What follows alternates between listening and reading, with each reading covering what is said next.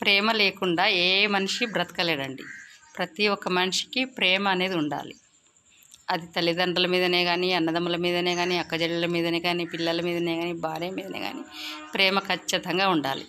ఇంకోటి ఏంటంటే, చాలామంది అందరము, నేను నాతో సహా అందరము స్కూల్లో చదువుకునేటప్పుడే కానీ, కాలేజీలో చదువుకునేటప్పుడు కానీ, ఇంకెక్కడైనా వర్క్ చేసే కాడనే కానీ, ఆఫీసులో కానీ, ఎక్కడైనా కానీ ఎవరి మీదనైనా ఒకరి మీద ప్రేమ కలుగుతుంది సహజంగా.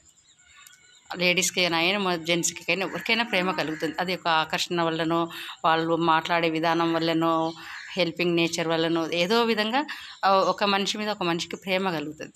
కలిగినప్పుడు ఆ మనిషి నాకు దక్కలేదు, ఆ మనిషి నాకు దక్కలేదు అని వాళ్ళ మీద కోపం తెచ్చుకోకూడదు. కోపం తెచ్చుకొని వాళ్ళ మీద యాసిడ్ పోయడము, చంపడము అలాంటివి చేస్తే అది నిజమైన ప్రేమ అనదు, షాడిస్ట్ ప్రేమ అంటారు. మనల్ని ఇష్టపడ్డ వాళ్ళు ఎవరైనా సరే ఎక్కడ ఉన్నా కానీ సంతోషంగా ఉన్నారా అనేది ఒక్కటే మనం తెలుసుకుంటే చాలు.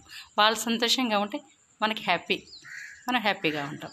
ఎవరైనా సరే, లేడీస్ అయినా జెంట్స్ అయినా ఎవరైనా సరే అవతల వాళ్ళు సంతోషంగా ఉండాలని కోరుకోవాలి. అప్పుడు మనం కూడా సంతోషంగా ఉంటాం.